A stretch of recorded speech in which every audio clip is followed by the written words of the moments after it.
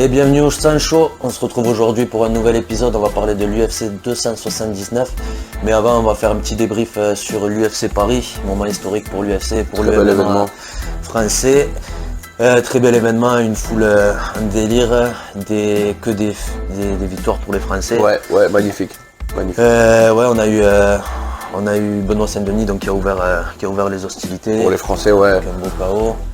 Beau KO deuxième round. Ensuite, il y avait Fares Diam avec une décision très beau display de son nouveau set of skills, quoi, de ses nouvelles capacités. Franchement, il s'est adapté, il s'est amélioré. Comme ça, très impressionnant. Ensuite, on a vu William Gomis, très beau prospect à 145. Franchement, aussi. Des beaux kicks, un style qui est pas qu'on voit pas tous les jours, quoi. Donc je pense que l'UFC vont se mettre derrière lui. Très impressionnant.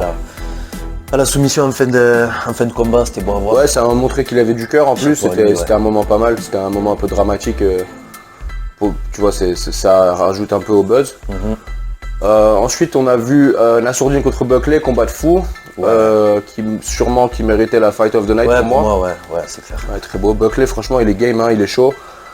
Un peu petit quand même pour 185, ou alors peut-être que c'est Nassourdine qui est vraiment lourd, je sais pas. Il y avait, on aurait dit qu'il venait d'une autre.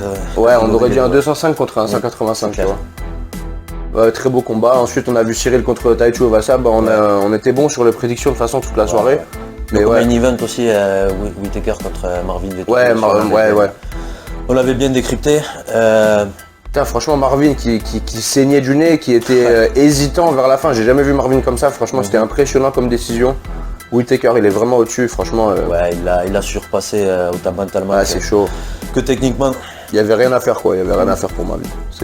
Je pense d'ailleurs qu'il faut qu'il s'adapte. Je sais pas, je dirais peut-être pas changer de gym, mais il faut qu'il s'adapte. Il fait souvent la même chose. Il est souvent devant toi, il bouge pas sa tête, il mange des coups. Et s'il peut pas te takedown, et s'il peut pas mélanger les takedowns avec son striking, il est quasiment inexistant son striking. Il te touche jamais et j'ai l'impression qu'il fait du shadowboxing devant toi des fois, tu vois. S'il arrive pas à mélanger la lutte, s'il arrive à mélanger la lutte, oui. Mais ouais. Et après donc le main event, donc Cyril Gane contre Tai Tuivasa. Tai Tuivasa est impressionnant quand même, il a montré qu'il avait beaucoup de cœur, il a bien résisté, il a failli à un moment donné, mais Cyril Gane, impressionnant, il est resté carré avec son fight IQ. Très intelligent. Hein. Puis une belle victoire. La Marseillaise et tout pendant son combat, c'était franchement c'était un beau moment. Des frissons.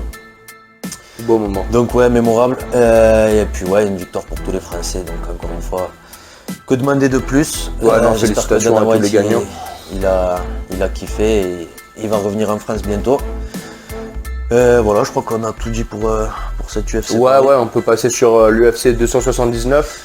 Donc on va parler aujourd'hui des 5 combats qui nous semblent les plus intéressants. Et on va commencer avec le dernier combat de la prélim. Donc Julian Erosa contre Hakeem Dawodu. Donc on vous parle de ce combat un petit peu parce qu'il faut savoir que Julian Erosa s'entraîne avec Arthur, c'est aussi un ami. Donc c'est un combat qui nous tient à cœur. Julian Erosa en plus qui est underdog à 2,95 contre Hakeem Dawodu à 1,41. Donc on est tous les deux forcément sur Julian Erosa. Qu'est-ce que tu as à dire toi sur ce combat, Arthur? Je m'entraîne beaucoup avec lui, je m'entraîne avec lui tous les jours. Ça fait 4 ans maintenant, donc on est très amis forcément. On regarde les combats ensemble, on s'entraîne ensemble tout le temps. Je suis super content pour lui parce que là c'est vraiment un combat. Je pense que celui qui gagne ce combat, il va être dans le top 20 ou dans le top 15 parce que là c'est vraiment, ils sont tous les deux sur des séries de victoires impressionnantes en plus contre des gros noms. Julian Erosa qui a soumis Sean Woodson, Julian Erosa qui a battu Nate Landwehr par KO. Il a soumis Charles Jourdain au 3e round, le premier à finir Charles Jourdain. Donc c'est excitant contre Hakeem Dawodu qui a pas mal de décisions à l'UFC, il avait un KO. Et il avait battu le cousin à Khabib, Zubaira Tugairov, quelque chose comme ça. Ouais, très impressionnant, résumé très impressionnant. Hakim un peu inactif, il me semble qu'il avait une chirurgie à son cou, quelque chose comme ça, c'est pour ça qu'il était un peu inactif. Mais ouais, des gros frappeurs. Hakim Dawodu qui peut changer les stances, qui peut combattre de orthodoxe et de southpaw. Des très bons low kicks. Julian Rosa qui est un peu plus le full MMA fighter, il sait comment utiliser son striking pour set up tout ce qu'il veut. Il adore la guerre, il aime se mettre dessus, il se prend des parpaings, il en donne. C'est son style de combat, mais récemment il combat un petit peu plus intelligent, bon à part le combat contre Peterson, parce que c'était juste c'était un combat de KO, tu vois, c'était un combat de fou. Mais ouais, je vois une soumission de Julian Rosa, je pense que sa cardio c'est une des meilleures à l'UFC. Et c'est vraiment ça, j'en suis convaincu. Je pense que Hakim il va lui donner un bon premier round, je pense qu'il gagne le premier round. Julian il commence un peu à prendre le dessus au deuxième, au troisième il reprend complètement le dessus, il trouve une opportunité. Je pense pas qu'il va le TKO, je pense qu'il va le soumettre, il va trouver une soumission et Hakim il va lui donner la tape. Bien évidemment je suis un peu biaisé, je suis un peu super investi forcément parce que je l'ai déjà préparé pour ce combat aussi. Donc voilà, moi je prends Julian Rosa par troisième round soumission. Sans aucun doute une des meilleures cardio de l'UFC, un des mecs qui a le plus de cœur, très créatif, très intelligent, donc j'ai aucun doute pour lui. Ce qu'il faut savoir aussi avec Julian, c'était avant le combat de Shane Woodson, c'était pendant la quarantaine, donc il me semble durant l'été de 2020. Ouais, 2020. On faisait des randonnées ensemble tout le temps, on buvait des bières quasiment tous les jours, et c'était le samedi avant le combat qu'il savait pas qu'il avait en fait. On a bu 6 bières chacun, mangé des conneries à la maison, on a regardé l'UFC ensemble. Il rentre chez lui, il s'arrête par Taco Bell, il mange Taco Bell avec sa femme. Il est chez lui et aux alentours de 11h, il a un coup de téléphone et il l'appelle. Est-ce que tu veux combattre Shane Woodson le week-end prochain? Il dit oui. Il perd le poids. Il arrive au poids normal. Il bat Shane Woodson par soumission. Il perdait le premier round, deuxième round équilibre, troisième round, il le termine, un mec invaincu. Et il rentre à l'UFC comme ça, magnifique.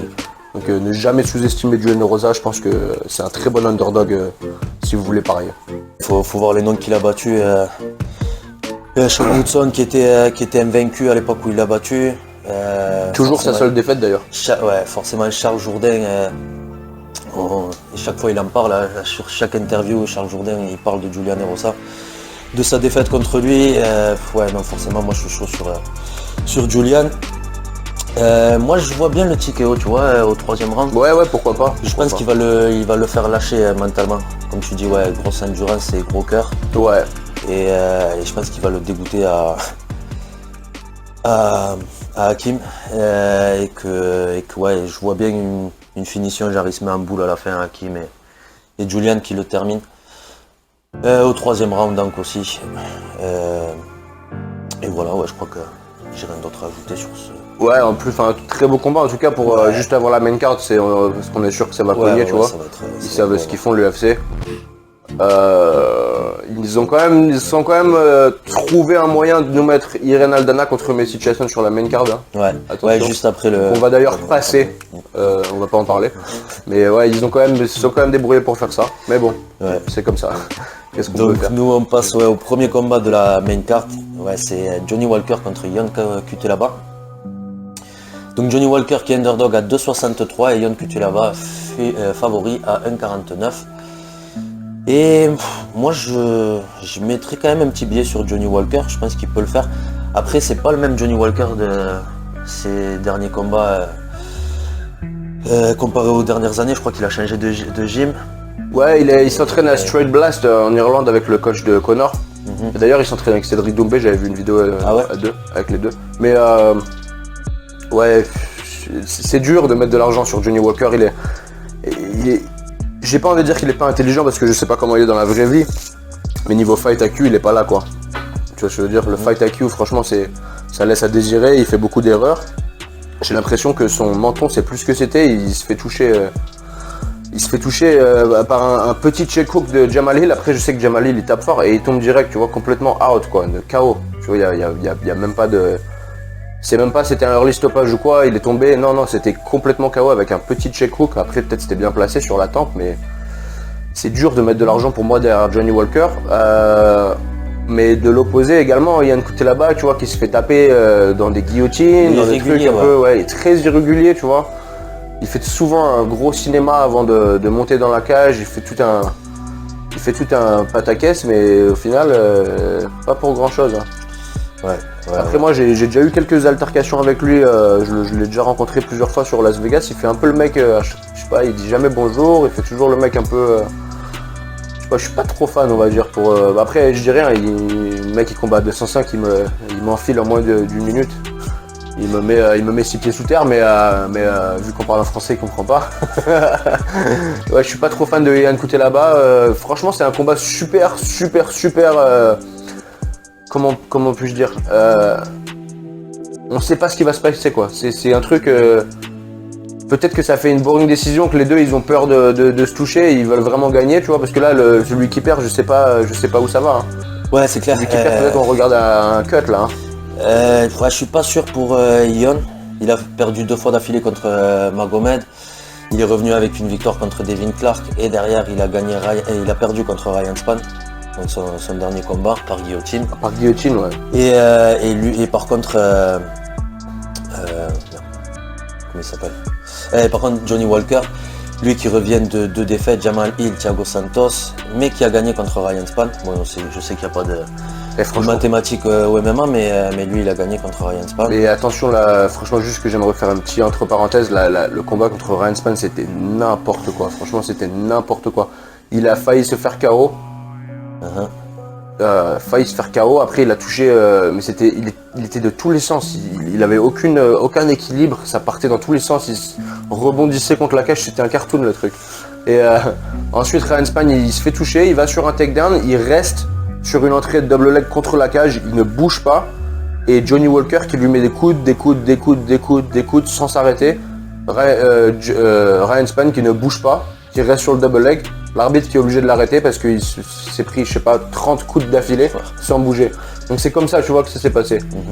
Et la défaite contre Thiago Santos, un des combats les plus ennuyants que j'ai jamais vu de ma vie, c'était vraiment, ça laissait à désirer. Après, ils avaient tous les deux besoin de gagner, tu vois.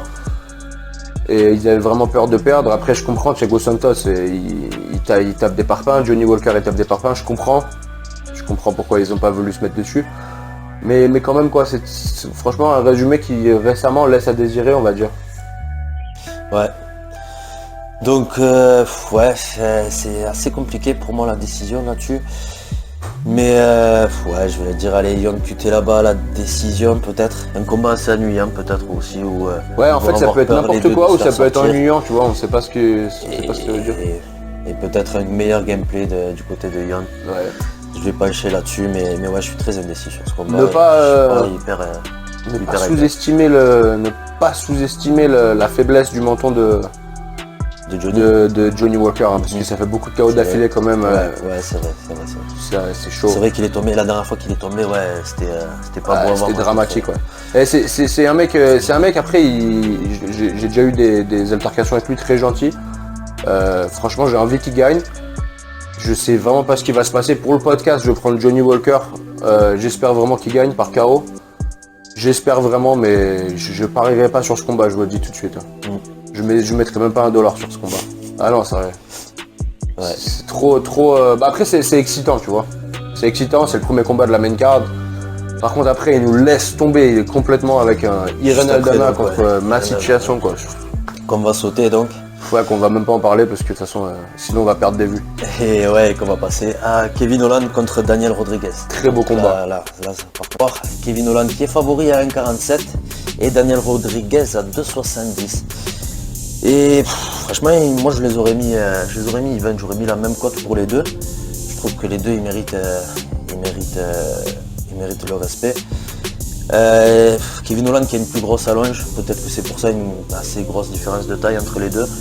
Je sais pas si c'est ça qu'il voit, mais Daniel Rodriguez, il faut voir les noms qu'il a battus. Il les a carrément sortis de l'UFC, les Mike Perry, les Kevin Lee. Ouais, à chaque fois c'est vrai qu'il a sorti Kevin Lee de l'UFC quand même. par décision à chaque fois, mais Preston Parsons aussi qui l'a battu, des seules défaites récentes contre Nicolas Dalby. Il a guillotine Tim Means. Par décision, ouais. Il a battu des Dwight Grant, des Kay Green. Fait un très beau record. Et Kevin Holland aussi, qui est en pleine hype ces dernières années, qui a battu aussi des beaux noms, mais qui a montré quand même quelques lacunes contre des lutteurs. On l'a vu, en fait, j'ai l'impression que Kevin Holland, c'est soit il s'amuse et il surclasse les mecs, soit c'est l'inverse et il se fait complètement surclasser. Ouais, c'est vrai. Niveau lutte, après, franchement, il combattait à 185. Il est vraiment petit pour 185. Si tu mets Nassourdine contre lui, c'est pas possible. C'est pas possible. Donc il a fait la bonne décision de descendre à 170. Il avait eu un bon début contre Tim Means. Très beau combat. Il s'est quand même fait takedown. Après, Tim Means, c'est un bon lutteur, mais il s'est quand même fait takedown plusieurs fois, il me semble 2 ou 3 fois quand même. Bon, après, il se faisait pas contrôler au sol, il se faisait pas comme c'était avec Derek Brunson, etc. Mais c'est vrai que même si tu regardes ses décisions contre Marvin Vettori et Derek Brunson, tu te dis ouais, il est nul, il se fait contrôler et tout, mais il faut savoir qu'il est vraiment petit pour 185. Le mec, il arrivait à 183, 182, il faisait pas de weight cut. Ah ouais. Il marche dans les 185 et il fait aucune weight cut. Il arrivait comme ça, quoi. Il mangeait des hamburgers la semaine du combat. Donc c'est encore plus impressionnant, franchement, quand tu vois ce qu'il arrive à faire. Quand il arrive à prendre des 185, il a réussi à KO Jacare quand même, tu vois. Ouais.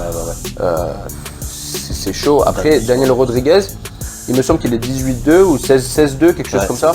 Ces 2 défaites, Nicolas Dalby, pour moi, je l'avais gagnant. Et il avait une split décision en dehors de l'UFC que j'ai pu voir, c'était il y a quelques années, ça déjà, je me rappelle. Mais je m'en rappelle parce que c'était une robberie, il avait gagné ce combat. Donc on regarde un Daniel Rodriguez qui potentiellement pourrait être 18-0 quand même. Ah ouais. Un mec qui a commencé le MMA tard, on a commencé le MMA vers le MMA, je crois, il a eu son premier combat à 26 ans, quelque chose comme ça, 26-27 ans. Il est passé pro assez tard, il est passé pro quand il avait 30 ans, il est rentré à l'UFC à 32 ans, maintenant il a 34-35, mais c'est un 34-35 ans qui a pas beaucoup de dégâts sur lui, tu vois. Pas beaucoup de dégâts, c'est un mec, il a 35 ans, mais il lui reste encore 8-9 ans, je pense, dans sa prime, tu vois. Il est vraiment jeune dans le sport, toujours, Daniel Rodriguez. Et il est jeune dans le sport avec une force mature, avec des muscles d'homme. Donc c'est ça qui est impressionnant. Il est très intelligent également dans la cage, très beau fight IQ. Et il a un cœur de malade. Je l'avais rencontré moi à mon dernier combat. Il cornerait le main event de la carte où moi j'ouvrais. Et le main event c'était Sacha Palaknikov, un UFC vétéran. Et il était dans son corner. Il a une présence sur lui le jour du combat que j'ai adoré voir. Il était concentré. J'ai adoré voir l'aisance avec laquelle il se trouve dans des situations de chaotiques, quoi. Je l'avais rencontré aussi une fois à l'UFC PI et j'étais en train de sign in. Tu dois écrire ton nom pour rentrer dans l'UFC PI. Tu dois mettre ton nom et la date et tout. Et il sort et me fait hey, tu ressembles au Dominique Cruz du ghetto, il me dit. C'est la première chose qu'il me dit quand il me voit et on a rigolé, je l'ai checké et il est parti rigoler. Franchement c'était ouais, j'ai kiffé le personnage. Kevin Holland, je me suis déjà entraîné une fois avec lui à Ten Planet, il était venu à notre gym et il avait roulé avec tout le monde, super bon gars, il avait aidé à nettoyer les tapis et tout, franchement super gars. J'ai roulé avec lui. J'ai essayé de le takedown. Après moi j'aime bien lutter beaucoup, tu vois, c'est mon jeu, j'aime bien faire beaucoup de double leg, beaucoup de single leg, de la lutte à la chaîne. Et j'arrivais pas à le takedown. Tout le monde disait que sa lutte elle était pourrie. Moi franchement j'ai une lutte qui est correcte, franchement vraiment correcte pour ma catégorie. Après bien sûr il a 2 KT au-dessus de moi donc forcément c'est chaud, mais j'ai vraiment essayé de le takedown et j'ai pas réussi. J'ai réussi à la fin mais c'était pas vraiment un takedown clean, c'était un échange à la chaîne, il a essayé d'aller sur une guillotine, moi je suis resté dans la guillotine, je savais que j'allais pas taper, j'ai échappé la guillotine et je l'avais dans une mauvaise position à la fin et je l'avais dans une espèce de mauvaise position mais bon, loin de taper, il allait pas taper, tu vois. Et il m'a donné beaucoup de respect à la fin, il m'a serré la main, on a parlé pendant 10 minutes, il a serré la main à tout le monde dans la gym, il était super cool le mec, franchement j'adore les 2 personnages, j'ai vraiment pas envie de les voir perdre. C'est un combat que j'aurais préféré qu'ils s'offrent pour un peu plus tard, tu vois. J'aurais préféré plutôt les voir combattre quand ils sont dans le top 5, top 10, tu vois, pour plus d'argent, peut-être un main event fight night, 5 rounds, tu vois. Ça me fait un peu chier de le voir comme ça, en short notice, tu vois. je sais pas, j'aurais préféré le sauver pour plus tard. Mais néanmoins, un très beau combat à voir, franchement. Sans parler d'émotion, un très beau combat. Je sais pas qui choisir. Moi, je penche un peu pour Daniel Rodriguez. Ouais. Parce qu'il est underdog. Plus fort physiquement aussi. Et peut-être un plus gros cœur. C'est un peu la boxe mexicaine, un peu le truc des Mexicains. La boxe, le cœur mexicain. Tu sais que c'est un mec, il a fait de la prison, il était dans les gangs, il a été mis dans des trucs de... Il a été involvé dans des trucs, bon on va même pas en parler, mais des trucs, parce que je connais pas les détails, donc j'ai pas envie de dire des conneries, mais il a été involvé dans des sales trucs. Donc un mec, vraiment le MMA pour lui c'était la dernière chance, tu vois.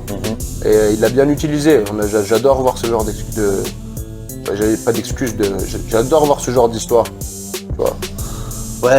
Ouais, moi je vois un truc qui va rester debout, à moins que peut-être Kevin Holland il vienne avec, justement, il essaye d'inverser la donne et il s'entraîne plus en wrestling et en jiu-jitsu et il arrive avec des takedowns et il essaye de le stopper, d'annuler le combat. Mais j'imagine quand même un truc où ça va rester debout et Daniel Rodriguez prendra le dessus mentalement. Après je sais que Daniel Rodriguez c'est une ceinture violette à Ten Planet. Ten Planet LA. Après tu vois les ceintures ça veut rien dire parce que Kevin Holland c'est une black belt, c'est un ceinture noire du jiu-jitsu en dessous de Travis Luther, donc au Texas, c'est son coach, très bon coach de sol, très bon. Mais moi je dirais qu'ils sont un peu pareils, même si Kevin Holland c'est une black belt, tu vois, la seule raison pour laquelle Daniel Rodriguez c'est qu'une ceinture violette, c'est juste parce que probablement il s'en fout, tu vois. Il fait pas les tests pour devenir ceinture marron, ceinture noire, il a probablement pas... Il a même pas envie, il s'en fout complètement. Mais il a des très belles... ils ont tous les deux soumis Tim Means. Mais Daniel Rodriguez, il a soumis Tim Means au premier round, quoi. Facilement, je crois que c'était en 2 minutes, quelque chose comme ça. Donc très bon sol les deux. Je pense que niveau lutte, Daniel Rodriguez va être un peu plus fort physiquement. Donc il aura peut-être le dessus pour amener le combat au sol. À laisser voir. Moi je pense qu'il n'y aura pas de soumission des deux. Ils sont tous les deux trop forts, trop agiles au sol, ils sont tous les deux trop conscients de ce qui se passe en fait, tu vois, ils savent comment s'échapper, ils savent ce qui se passe quoi, et ils ont tous les deux pas envie de perdre, c'est chaud, je verrais plutôt Daniel Rodriguez par décision, mon argument étant qu'il va peut-être avoir quelques takedowns, quelques minutes de contrôle au sol qui vont faire la différence. Tu restes sur la décision Décision de Daniel Rodriguez. Ouais, moi je suis entre la décision et le TKO à fin de combat, genre 3e round, pour Daniel Rodriguez aussi. Donc voilà, à voir, combat très intéressant. Heureusement qu'il est sur la carte en vrai, parce qu'un pay-per-view à 80 balles. Ouais, ça a sauvé la carte, ils ont ramené ça et contre Ferguson. Ouais, parce qu'après, Ferguson et Nate Diaz-Ramzat, c'est bien, mais niveau ranking et tout, c'est pas... ça a pas trop de sens. Après, c'est un fun pay-per-view, quoi. C'est ça. Parce que franchement, là, si on va niveau ranking, ça... Tu vois ce que je veux dire, les choses, c'est un peu... Ça n'a aucun sens. Lee contre Ferguson, ça n'a aucun sens. D'ailleurs, on peut y passer, je crois. Mais on est tous les deux sur D-Rod. Hein. D-Rod. Donc, décision ou TKO, fin de combat. Donc, prochain combat, Li Jingliang contre... donc, comme main event, Li Jingliang contre Tony Ferguson. Li Jingliang qui est favori à 1,33 et Tony Ferguson qui signe peut-être sa fin avec l'UFC à 3,40. Ça fait de la peine, hein, Tony Ferguson qui, il y a 3 ans de ça, on parlait qu'il pouvait peut-être battre Khabib. Il pouvait, tu vois, c'est juste que tu combats un certain nombre d'années, il y a des choses qui vont arriver, tu vois. C'est pour ça, comme Khabib ça c'est mon opinion personnelle, je dis pas ça comme si c'était un fait factuel, encore une fois, c'est juste mon opinion. Mais Khabib, il prend sa retraite à 31 ans, 32 ans, dans sa prime, tu vois. Il a pas le temps de vivre des moments comme ça, tu vois, comme Ousmane. Ousmane, il combat jusqu'au bout, il a 35 ans, bon, il a un petit hiccup, il se fait KO, il peut revenir, tu vois, mais si tu combats pendant un certain nombre d'années sans t'arrêter, tu vas avoir des défaites. Ça fait partie du jeu, tu vois. Il n'y a pas vraiment de vrais combattants qui ont combattu jusqu'à la fin, qui restent invaincus. On regarde Ben Askren, par exemple, tu vois. Ben Askren, il aurait très bien pu prendre sa retraite invaincu. Il a décidé d'aller à l'UFC, il a décidé d'aller se tester à l'UFC, même si c'était en fin de carrière. Il a pris des défaites. Ça veut pas dire non plus que sa legacy elle est fucked up, tu vois, ça veut pas dire que sa legacy elle veut rien dire. Moi en tout cas j'oublie pas toutes les victoires, tu vois, donc Tony Ferguson est un des meilleurs combattants de l'histoire de l'UFC quand même, malgré les 4 défaites d'affilée. une défaite contre Justin Gaethje. Je vais passer un peu de temps sur ce combat, peut-être plus que les autres, juste pour expliquer ma stance sur Tony Ferguson. Il y a beaucoup de mauvais choix qui sont faits dû au fait qu'il change beaucoup de coach. Il n'est pas coachable. Il n'écoute pas les consignes de ses coachs. Dès qu'il y a un coach qui lui demande de faire des trucs qu'il ne veut pas faire, il s'éloigne de lui. Il change d'équipe à chaque fois. Pas qu'il change d'équipe parce qu'il est un peu tout seul et il a ses propres trucs, mais il change de coach. Et donc, il a l'air un peu instable. Instable. Et la première erreur que j'aimerais que tout le monde oublie, il avait fait 2 weight cuts pour le combat de Khabib. Il était censé combattre Khabib 3 semaines avant qu'il combatte Justin Gaethje. Khabib n'a pas voulu combattre à cause du Covid, il ne pouvait pas se déplacer, il y a quelque chose qui se passait comme ça. Tony Ferguson fait une weight cut. Il faut savoir que 155 pour lui, c'est une weight cut de malade. Je ne sais pas combien de kilos il perd en kilos, mais en pounds, il marche surtout dans les... Il est sûrement dans les 185, 180, tu vois. Et il descend pour aller à 155. Il fait une weight cut pour rien. Pour les mecs qui combattent pas, il faut savoir qu'une weight cut, c'est pire que le combat pour ton corps. C'est pire que le combat. Moi, quand je dis aux gens de ne pas combattre tous les mois, tous les 2 mois, c'est à cause des weight cuts, c'est pas à cause du combat, tu vois. Les weight cuts, ça prend beaucoup de ton corps. Il fait une weight cut à 155 juste pour Instagram. Il dit ouais, Khabib ne veut pas combattre, moi j'ai fait une weight cut, j'ai fait 155, regardez, tac, tac, tac. Il signe le combat le jour ou 2 jours après avec Justin Gaethje. Il doit refaire une weight cut 3 semaines après. C'est complètement débile. C'est se vouer à l'échec. Moi, je pense que Tony Ferguson, avec un vrai camp, en faisant qu'une weight cut comme il fallait, il bat Justin Gaethje. On se retrouve dans une situation où il combat pour la ceinture. Avant de prendre tous les dégâts qu'il a pris contre Charles Oliveira, Beneil Dariush et Michael Chandler, là, on aurait un Tony Ferguson au top de sa forme. Ouais. Je pense que cette weight cut de trop, ça lui a niqué déjà ce combat avec Justin Gaethje. Après, il revient directement, assez rapidement, pas directement, mais quelques mois plus tard, il revient contre Charles Oliveira, qui est le champion.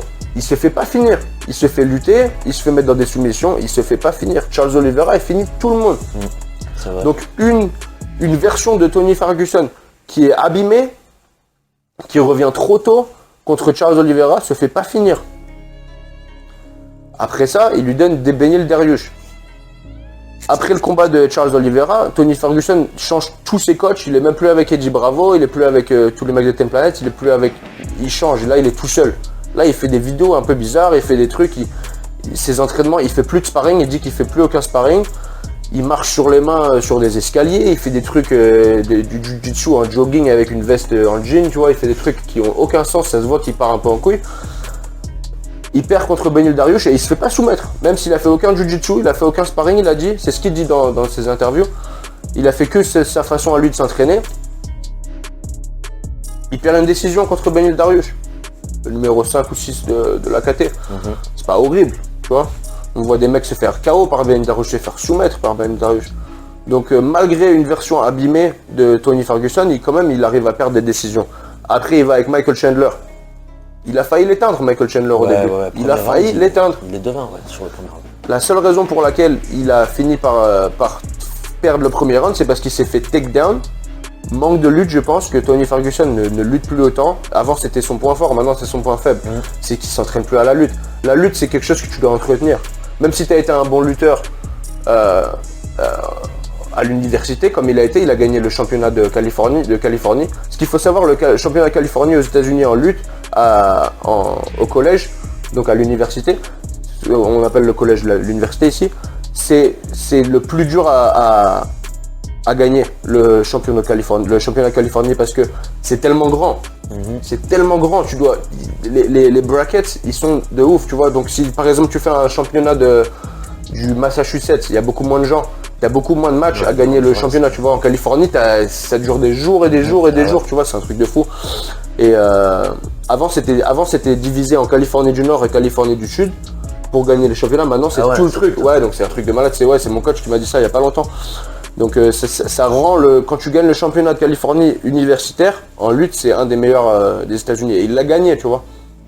Donc la seule raison pour laquelle je pense qu'il se fait lutter maintenant, c'est parce qu'il a pas ses coachs qui le forcent à lutter. Il fait un peu ce qu'il fait, il fait un peu ce qu'il fait lui, ce qu'il veut faire lui. Donc c'est jamais bon, tu vois. Là après ce KO contre Michael Chandler, il va à Jackson Wicks, MMA. Ça, je pense que c'était une bonne idée parce que Jackson Wicks c'est un peu en déclin maintenant, il y a un peu moins de monde. Ils ont moins de monde à s'occuper, ils ont un gros nom comme Tony Ferguson, ils s'occupent de lui. Ils veulent se mettre derrière lui, ils lui font un game plan, ils vont s'occuper de lui, mettre sûr qu'il revient en force.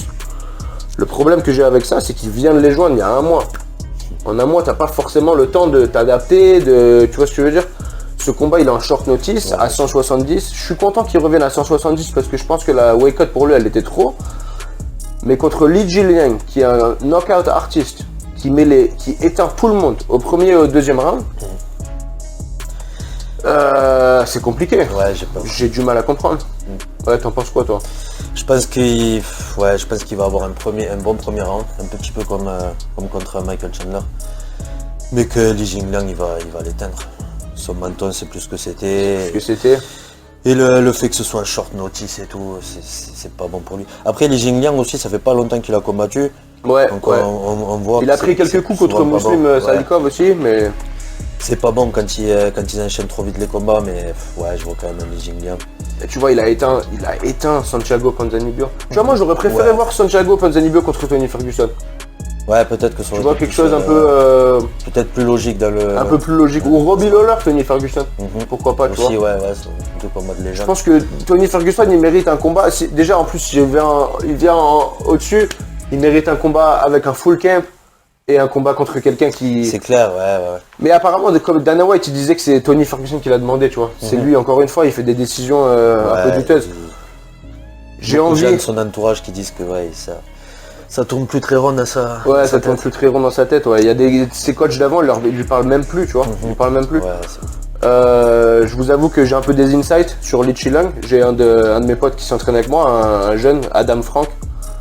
Un des meilleurs amateurs au monde, honnêtement, à 145. Un des meilleurs amateurs au monde, 5-1 pour l'instant. Sa seule défaite, c'était en poids léger, donc en 155.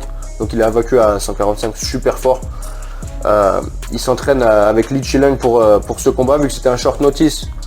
Ils avaient besoin de quelqu'un qui faisait à peu près sa taille. Il fait à peu près la même taille que Tony Ferguson.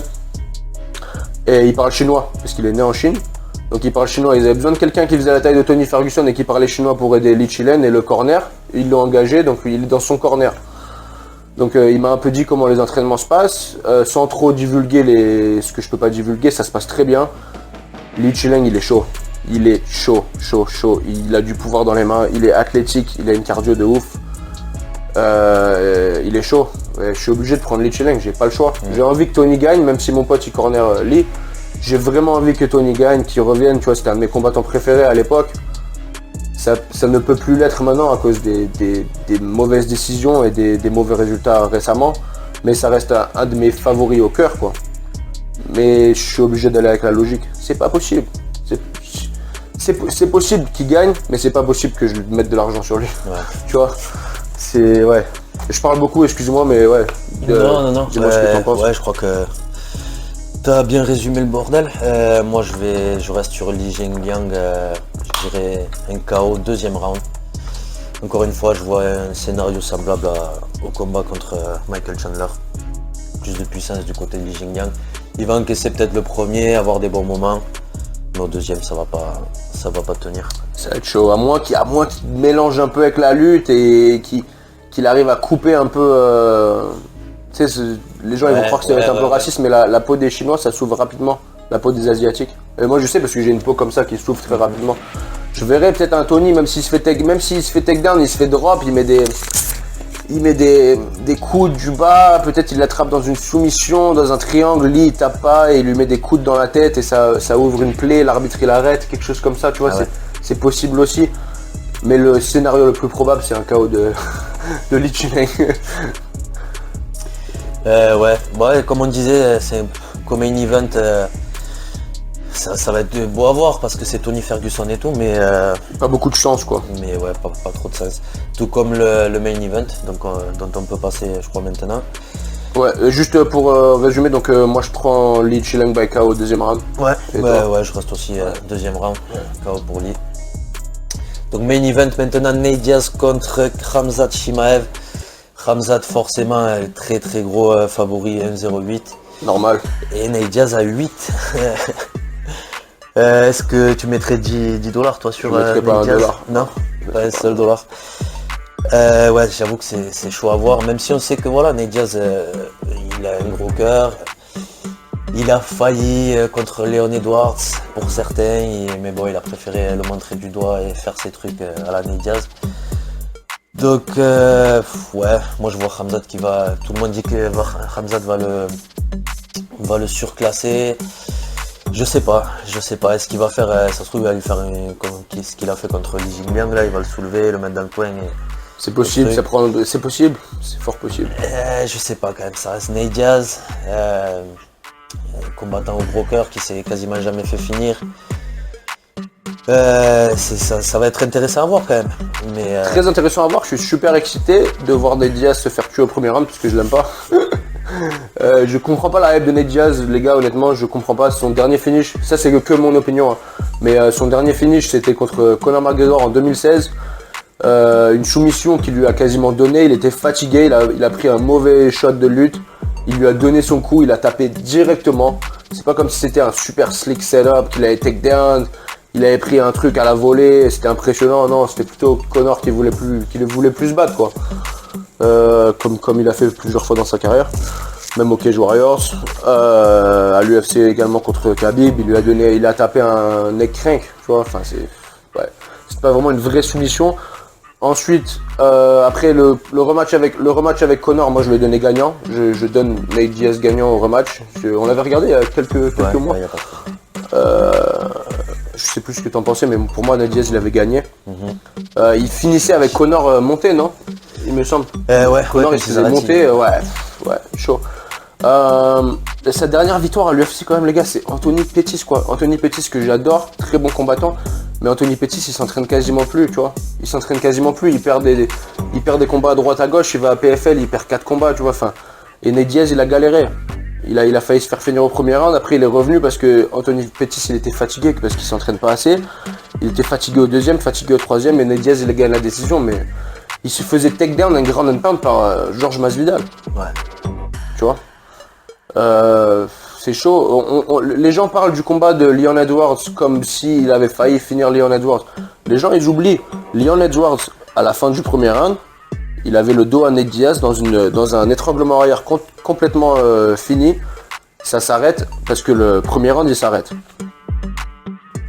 Deuxième round, Leon Edwards, il est au-dessus de Nate Diaz, ground and pound, il le monte.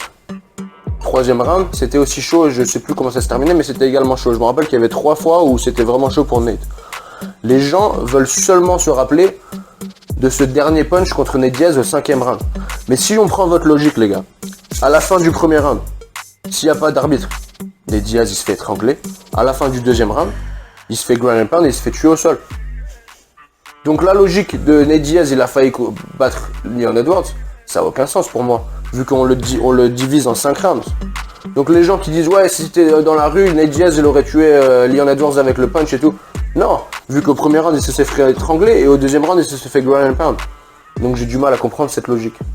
Je sais que toi t'es un petit fan de Nate Diaz, mais ouais. J'ai du mal à comprendre les gars, j'ai du mal à comprendre. Mettez en commentaire, franchement je suis chaud à m'embrouiller avec tous les fans de Nate Diaz, dites-moi. Franchement j'ai des arguments pour toute la journée. Ouais, à voir. C'est sûr que j'ai du mal à le voir gagner quand même, Nate Diaz. Il faut savoir qu'il avait demandé, je crois, c'est censé être son dernier combat à l'UFC. Il avait demandé Francis Ngannou. Ouais. Ils lui ont donné Khamzat. Ouais. Ce qui est pire, je pense. Ouais, c'est limite pire. Parce qu'encore Francis Ngannou, tu vois, il peut courir. Tu vois, il peut se débrouiller pour courir, ouais, le faire un peu fatigué. Ouais, mais Khamzat, c'est mort. Tout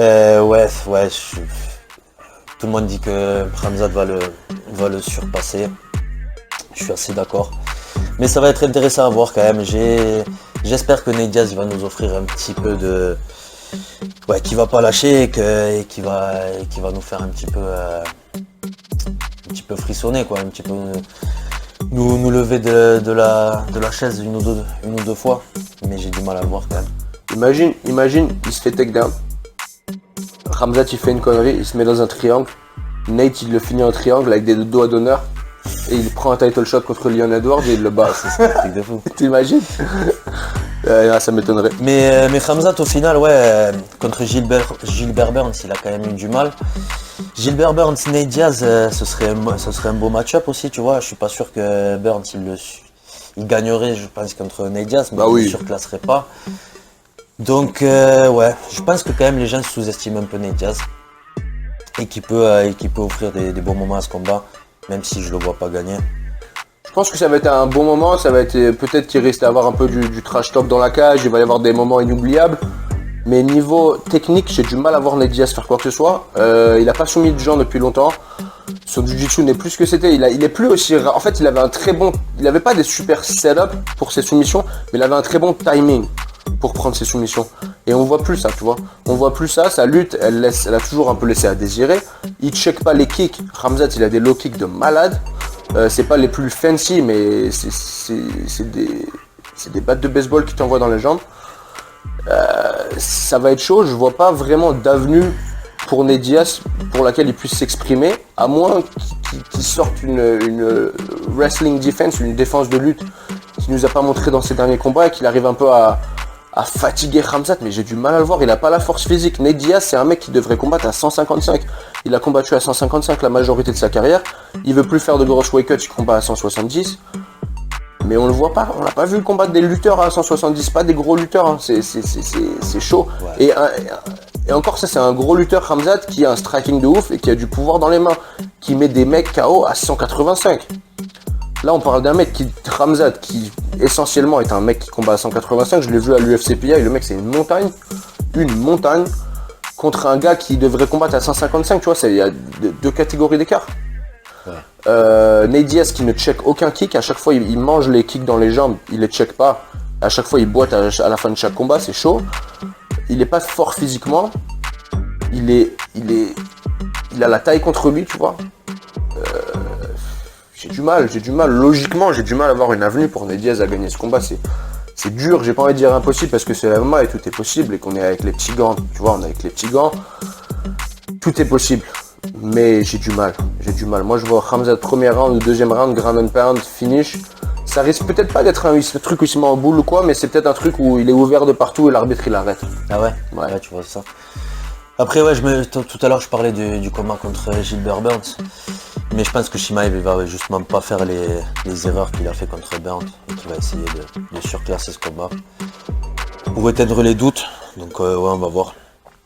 On est tous, on attend tous du gros Chimaev, je crois. Ouais. Il a une grosse hype derrière lui, donc. Va être lourd. À voir. Après le reste de la carte, je le pull up vite fait sur le phone.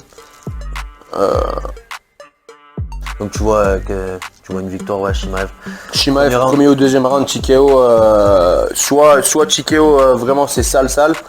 Et le mec, l'arbitre est obligé de l'arrêter, ou TKO avec les coupures, parce qu'il souffle tellement rapidement. Je sais, moi j'ai le même problème, tu vois, je dois combattre en étant conscient de ça. Tu vois, parce que ma peau elle souffle tellement rapidement que je saigne rapidement au niveau du visage surtout, parce que j'ai une tête assez carrée et Nate Diaz il a le même problème. En plus de ça, il a beaucoup de cicatrices partout au niveau de là, tu vois, au niveau des sourcils et tout. Et j'ai la même chose, j'ai des nœuds de cicatrices ici, et si tu le touches au bon moment, tu vois, ça s'ouvre directement. Tu vois, Benji m'a fait les deux arcades, juste mais sans taper fort, tu vois. Donc premier ou deuxième round, TKO, peut-être même troisième round, mais ça passe pas le troisième. Ouais, moi j'espère un TKO, troisième round. Pour Khamzat, qu'on puisse quand même avoir un beau main event qui dure assez longtemps. Avec des bons moments des deux côtés, que Nate Diaz il parte pas en se faisant défoncer, ça me ferait un peu mal au cœur. Donc j'espère qu'il aura quand même des bons moments, même si je pense que Khamzat va être largement au-dessus. Donc voilà, on disait le reste de la carte. Et là je vais sur Tapology parce que sur Google elle est pas update. Jelton Aimeda, les gars, combattant, je suis super chaud sur lui, on en avait déjà parlé auparavant. Il avait battu Parker Porter, le mec qui pour moi avait perdu contre Alan Bado. Malheureusement il lui avait donné la décision. Il l'avait complètement violé au premier round, c'était horrible. Soumission en 2 minutes. Pour les fans de boxe féminin, pour les 2 ou 3 fans de boxe féminin qui vont peut-être nous regarder, on a Daniel Wolf qui était championne olympique de boxe Elle est 1-0 en MMA, elle combat Norma Dumont qui est 7-2. Mais en fait, ouais, c'est 1-0 contre 7-2 parce que à cause de son passé de boxe, elle avait 80 combats de boxe, quelque chose comme ça, dans les Jeux Olympiques et tout. Elle arrivait à trouver aucun combat en Pro MMA, personne ne voulait la prendre, du coup il lui avait mis au Contender Series 0-0. Ah ouais. Et elle est 1-0, sa seule victoire c'était contre la championne du Invicta FC au Contender Series et ils l'ont signé direct. Et donc voilà, et ça a été chaud pour eux pour lui trouver un combat parce qu'elle est 1-0, tu vois, donc ça a été chaud, ils ont finalement réussi à lui trouver Norma Dumont. Je suis pas trop chaud des combats féminins, mais j'ai bien envie de voir ce qui se passe avec elle parce que ça va être de la belle boxe. On a Eli Alateng, un combattant mongolien avec qui je me suis entraîné plusieurs fois, qui je sais pas si vous vous rappelez de Aori Kileng, celui qui a battu Jay Perrin il y a 2 cartes. C'est son meilleur pote en fait, ils viennent du même village en Mongolie et ils habitent en Arizona maintenant, c'est des mecs super bons. Eli Alateng qui est 15-8. Mais il a combattu que des tueurs, que des tueurs contre Chad Allenger, un très bon combattant canadien. Je crois qu'il s'entraîne à Tristar d'ailleurs. Donc ça va être un bon combat avec beaucoup de séquences au sol, j'imagine. Tous les deux des très bons lutteurs et bons strikers aussi. Donc ça va être beau, On a Darian Wicks qui devait combattre Cédric Doumbé. Qui a fait le canard. Contre Johan Lanes, donc un francophone canadien, 8-1. Donc Darian Wicks contre Johan Lanes qui ouvre la carte, très beau combat. T'as des combats qui t'as envie de... Chez les poids lourds là, Jake Collier contre Chris Barnett. Ah ouais, le Kung Fu Panda. Il est assez marrant à regarder, ouais. Et puis non, je crois que t'as fait le tour. Quand même un bel événement. Belle carte, pas des noms de malades, mais après, je sais pas si $80 tu vois pour un pay-per-view comme ça. Ouais. Je sais pas si ça les vaut, mais quand tu regardes l'UFC Paris, au final c'était aussi cool. Et c'était gratuit, mais ouais, pourquoi pas. Après pour les Français c'est gratuit sur RMC Sport, non? Non, je crois que tu dois payer aussi en France. Non, je crois que les pay-per-view en Europe, tu payes pas les pay-per-view. Ouais. Je crois que tu dois payer l'abonnement, mais ouais, je sais pas. Vous disez-nous en commentaire. Je crois qu'on a fait le tour sur cette carte. Merci de nous avoir regardé. N'hésitez pas à regarder nos autres vidéos. On en a publié une sur les Contender Series, on a été invité. On va bientôt en publier une sur la conférence de presse là, à venir ce week-end. Et puis voilà, restez connectés, des interviews à venir aussi. Et je voulais ajouter un autre truc aussi les gars, s'il y a des gens qui veulent entendre les prédictions pour les Contender Series, moi ça me dérangerait pas de les faire, il y a pas mal de mecs sur YouTube qui le font. Si vous voulez faire des breakdowns des Contender Series en français, après je sais que ça doit pas trop être regardé en France, mais même s'il y a juste quelques personnes qui s'intéressent, moi ça me dérange pas de faire des vidéos pour les prédictions et regarder un peu les nouveaux prospects quoi, qui vont arriver à l'UFC. Donc voilà. Voilà, merci de nous avoir regardés et on se retrouve la semaine prochaine.